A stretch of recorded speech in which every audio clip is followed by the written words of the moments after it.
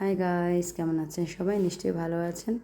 তো আজকে আমি আপনাদের জন্য নিয়ে আসলাম গরমের একটি সবজি পটল দিয়ে আলু পটলের ডালনা করব। তো প্রথমে আমি পটলটাকে ভেজে নিলাম লবণ ও হলুদ দিয়ে। নরম হওয়া অবধি পটলটাকে ভাজতে হবে। ভাজার পরে আমি এর মধ্যে দিয়ে দিব আস্ত জিরা ও তেজপাতা ফোড়ন।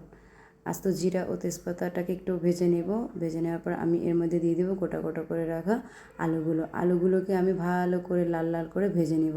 ভাজা হয়ে যাওয়ার পর আমি এই আলুগুলোর মধ্যে দিয়ে দেবো হলুদের গুঁড়ো, মরিচের গুঁড়ো, লবণ ও জিরা বাটা। এই মশলাটাকে আলুর সাথে ভালোভাবে কিছুক্ষণ কষাতে হবে। 3-4 মিনিট অবধি এটাকে ভাজতে হবে। অল্প অল্প পরিমাণে জল দিব এবং এটাকে আলুর সাথে ভালোভাবে ভাজবো।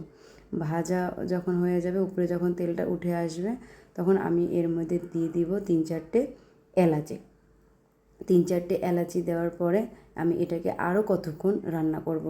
মশলার কাঁচা গন্ধটা যাওয়া অবধি আমি এটাকে রান্না করব এবং জলটা যখন শুকিয়ে আসবে তখন আমি এর মধ্যে দিয়ে দিব আপনার ভেজে রাখা পটলগুলো দিয়ে দেওয়ার পরে আমি এটাকে আরও 3-4 মিনিট কষাবো। অল্প অল্প পরিমাণে জল দিব এবং কষাবো। কষানোর পরে যখন তেলটা আবার উপরে উঠে আসবে তখন আমি এটার মধ্যে পরিমাণ মতো জল দিয়ে দেবো সিদ্ধ হওয়ার জন্য। সিদ্ধ হওয়া পর্যন্ত আমাকে এটাকে অপেক্ষা করতে হবে। 10-15 মিনিটের মধ্যেই এটা সিদ্ধ হয়ে যাবে। একটু ঢেকে দিলে তাড়াতাড়ি সিদ্ধ হবে। দেখেন ঝোলটা অনেকটাই টেনে আসছে, তো আমি ব্যালেন্সের জন্য দিয়ে দেবো সামান্য পরিমাণে একটু চিনি। তো আপনার পরিমাণ মতো যখন ঝোলটা টেনে আসবে তখন এটাকে নামিয়ে নিতে হবে।